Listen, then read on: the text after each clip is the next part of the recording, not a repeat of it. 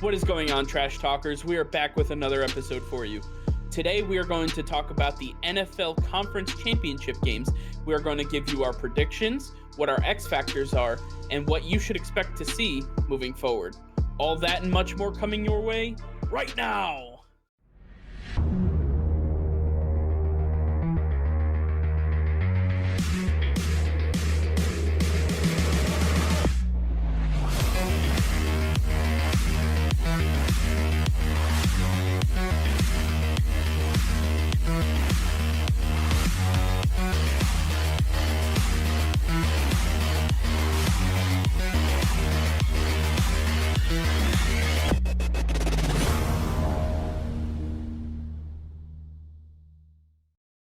All right, Nick. Well, we have finally gotten to the point Ooh, where we're finally here. this is the game that decides the game, Ooh, I love this right? time of year. So I love it. The game that decides the game.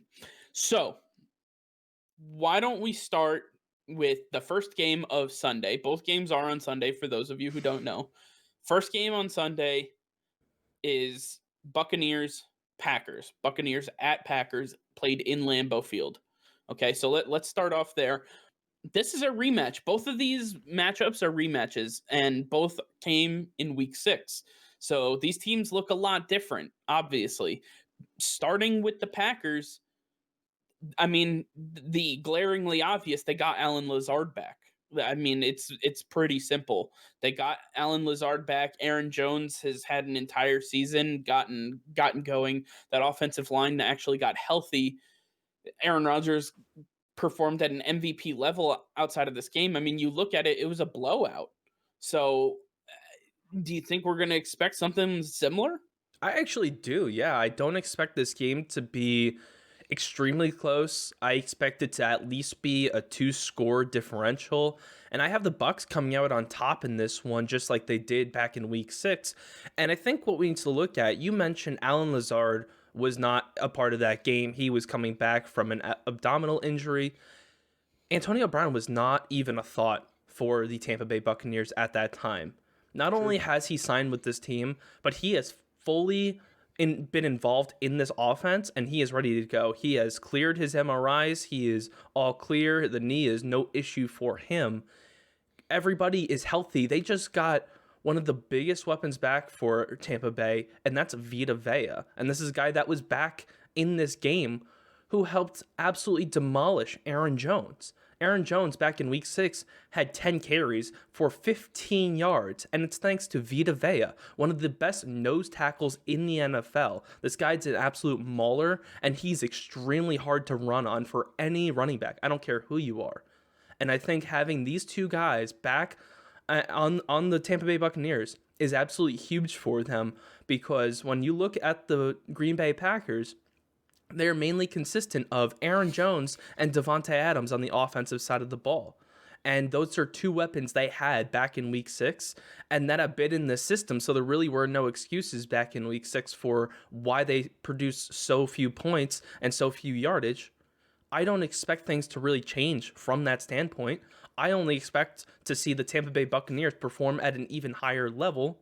All right. Well, I mean, the Buccaneers also get back Leonard Fournette, who they didn't have in that game as well. So the numbers are on their side for how, what players they're going to be getting back. But we're talking about, Aaron Rodgers at home, Lambeau Field, and Tom Brady might be used to playing in the cold. I tell you what, those Tampa Bay Buccaneers are not. That's for damn sure. So I'm actually taking the Packers in this one. I believe that the Packers have what it takes to go back to the Super Bowl for the first time in a very long time. And I believe that they are, with the MVP quarterback that Aaron Rodgers was this year, he is not going to get bogged down by a Todd Bowles led defense 2 times in a row. It's just not going to happen. I believe that Davante Adams, Alan Lazard, Valdez Scantling, and on top of that, they had some guy by the name of Robert Tunyon come along later in the season. He played in this game, but he wasn't a part of this passing attack until much, much later. So now that Aaron Rodgers truly believes in him and utilizes him in the passing game, that adds another wrinkle for this team, for this defense to have to protect against. I think Aaron Rodgers and Matt LaFleur, they're going to come up with a game plan that is going to absolutely dominate this defense. They're going to make Jamel Dean and Sean Murphy Bunting and Antoine Winfield Jr., they're going to make these guys look silly all night long. I really don't see it that way. These are guys that have grown extremely well throughout the season under Todd Bowles' tutelage, and I believe that they're going to continue their success. Look at what they just did against New Orleans Saints, one of the most high-powered offenses and defenses. Specifically on the offensive side of the ball, you have Michael Thomas, Emmanuel Sanders, Alvin Kamara, Jared Cook. These guys were absolutely smoked the entire game. They covered them perfectly. And guess what? Drew Brees ended up throwing 3 interceptions in his final game. Right. So Drew Brees, who was hobbled by a punctured lung and that was weeks ago. That's no excuse for last week's game. No, it's not fully healed. He is at the end of his career.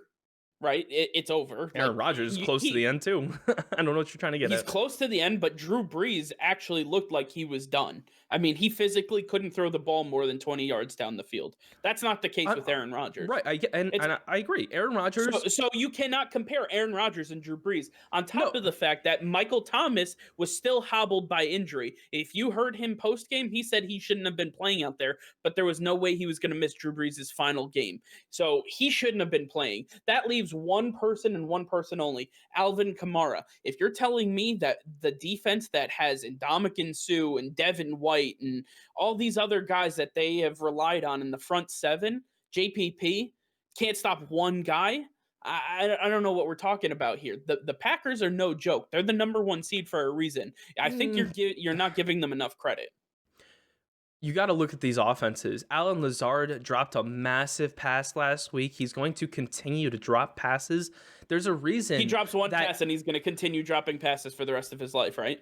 Yeah, he's not an elite wide receiver by any means. He is not. He doesn't need to be elite to not drop a pass. You have Devontae Adams here, and then you have Allen Lazard down here, and Marquez Valdes-Scantling way down here. It's a complete drop-off from 1 to 2 to 3. Robert Tonyan, he may be an X factor for them, but he is not going to be enough to get the job done. Well, all right. So we clearly land on different sides of the coin here. I believe that, the Packers have what it takes. You believe that the Buccaneers will come back. You called it a 2-score lead. I'm a little shocked at that even. So why don't you start it off? Give me your X factor for this game. Who is the one person that we should watch out for on either side of the ball that will make or break this game? I believe that Mike Evans is going to come in huge once again for the Buccaneers. This guy is extremely hard to stop. Jair Alexander is going to have his hands full with this man. And as well as Jair has played this season, I don't know if he's going to be able to handle Mike Evans. The connection between him and Tom Brady, especially in the red zone, is unmatched between any other duo in the league. And I think that's going to be the huge factor moving into this matchup. And I think on the defensive side of the ball, as I mentioned, Vita Vea, don't underestimate what this man is capable of. He absolutely demolished one of the best run games that the Packers has in Week 6, and I fully expect him to do that again. He has been out for the last 10 weeks or so. He is fully healthy from his broken ankle. He's ready to go. This man is healthy. Everybody else has been playing the last 17, 18 weeks of the season. I expect him to be a complete dominant player for the Buccaneers and completely stop the running game of the Packers. Okay. Listen, like I said, we disagree, so I'm going to give you the X factors for the Packers here.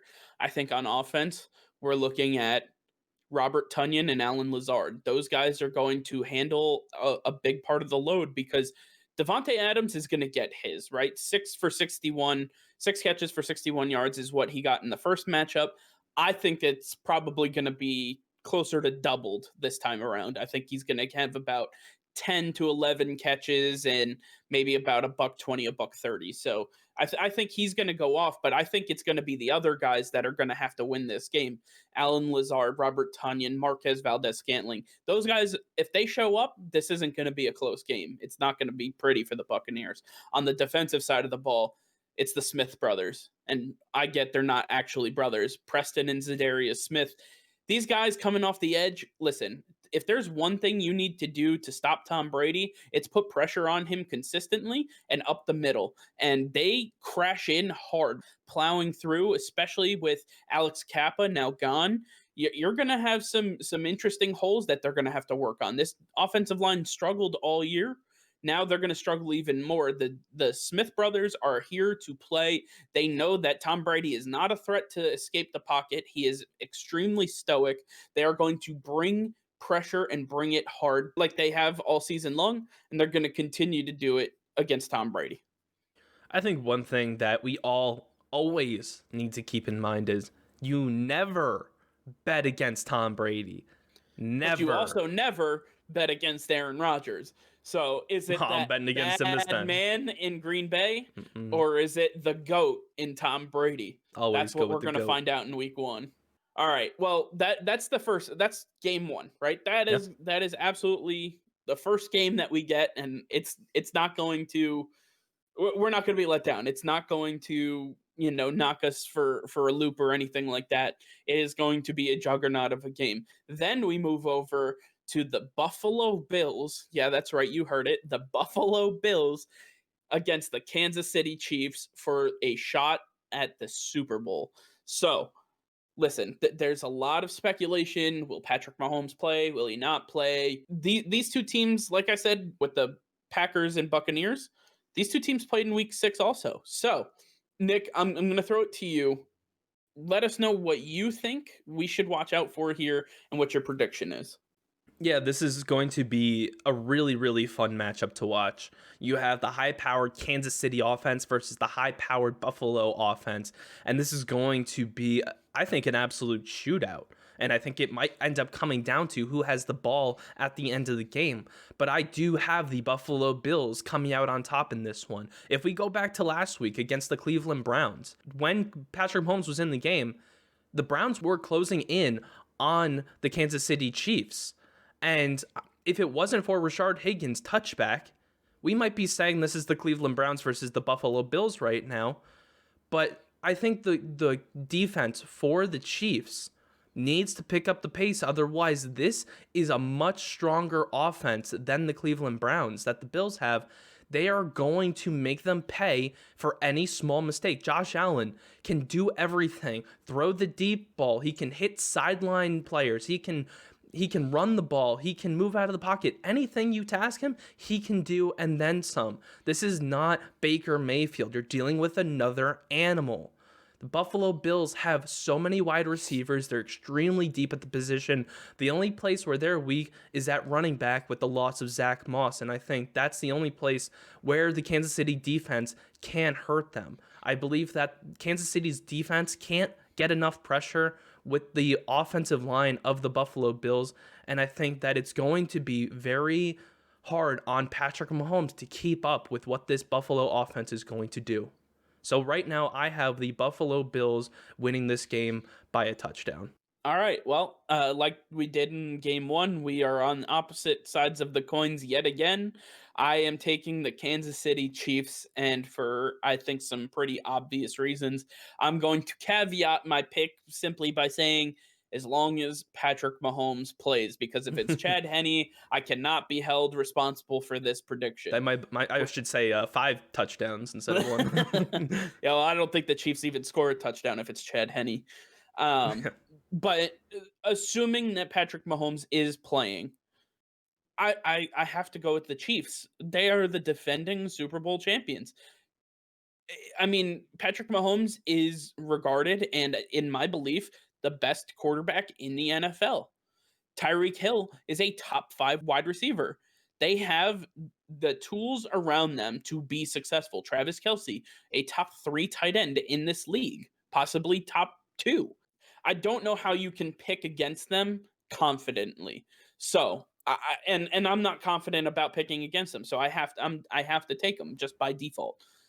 I look at some of their stats from week 6, and I say that Eric Bieniemy is going to have a completely different game plan to attack this Bills defense, because This Bills defense, headed by Leslie Frazier, I mean, we have some juggernauts at the coordinator's position going at it. We have Eric Bieniemy, and we have Leslie Frazier, and then we have Brian Daboll and Steve Spagnuolo. I mean, the coordinator attack is going to be incredible, on top of the fact that Sean McDermott is going to be facing his old mentor in Andy Reid. I mean, there's so much tie into all of these different game plans and all of these coordinators and coaches that they tie in so much to each other. It's going to be one hell of a game. I expect it to be pretty high scoring, not super high, but it's definitely going to be in the mid to high 20s, maybe 30s. Even with that Bills defense, I think that the Chiefs have what it takes to expose them a little bit. That pass rush has not been adequate enough to be able to put pressure on a player like Mahomes, who navigates the pocket better than almost anybody else in the league. So, with that being said, I'm going to start off with my X factors here. My X factor is going to be simple. Can one of these running backs for the Kansas City Chiefs actually show up and provide some offset offense? They don't need to produce 150 yards and a touchdown or whatever the case is. They need to simply produce about 50 to 75 rushing yards at about 2.5 yards per carry. At least make it so that the Buffalo Bills defense cannot fully sell out for the pass, that they have to respect their run. That is going to be first and foremost. On the defensive side of the ball, you have to get pressure and contain Josh Allen. It is all about containing him into the pocket because, like Aaron Rodgers, Josh Allen is much more dynamic as soon as he escapes to the pocket, out of the pocket. He can hit any throw on the run that he wants to, and his ability to hit a player like Stephon Diggs or Cole Beasley, John Brown, so on and so forth, throughout any part of the field is just absolutely incredible. He's one of the best players that in the NFL today. So if this Chiefs defense can continuously get pressure and contain him into the pocket, I think that they're going to have a nice night ahead of them. Yeah, it's really hard for me to pick just one X factor for the offensive side of the ball for the Bills, so I'm gonna go with two. All right, number one, Josh Allen. Right, this man, he's going to play his game. He's going to do what he does. You saw what he did against one of the best defenses in the Baltimore Ravens last week and just picked them apart.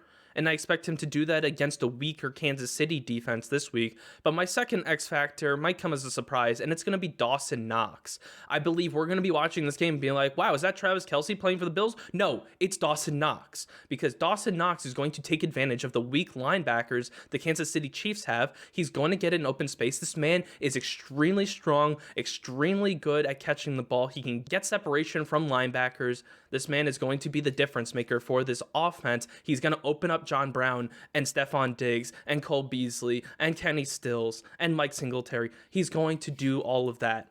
So I think Dawson Knox is the one you're going to want to watch out for on the offensive side of the ball for the Buffalo Bills. Yeah, and if we're looking at the defensive side of the ball, I believe you got to look at these safeties. You got to look at Micah Hyde and Jordan Poyer. These guys are not going to let Tyreek Hill beat them over the top. They are going to contain him. They're going to help Tre'Davious White out. They are going to be the reason that Tyreek Hill ends this game with 5 catches for 50 yards. They're going to be the reason that this Chiefs offense can't get the job done at the end of the game when they need to make a game-winning drive. So I think that those two safeties in the backfield are going to be the ones that really make the biggest difference for this defense. It's very possible. Again, this is a really great defense going against a really potent offense, and I have to imagine that there's going to be a lot of fireworks involved. You have some very irritable people on the Chiefs offense, especially Travis Kelce. I'm looking at you. Some people that can just go off at any point in time. So I expect it to be very physical, very aggressive. From the opening whistle to the final whistle, it is going to be just a slobber knocker of a matchup.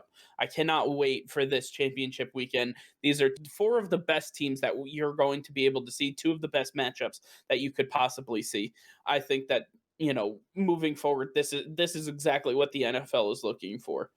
So That being said, thank you all for watching. Make sure to like this video, comment on it, and make sure to subscribe to the channel. Hit that notification bell if you want to be notified every time we go live. We put new videos every day. With that being said, take care for now. Peace and love.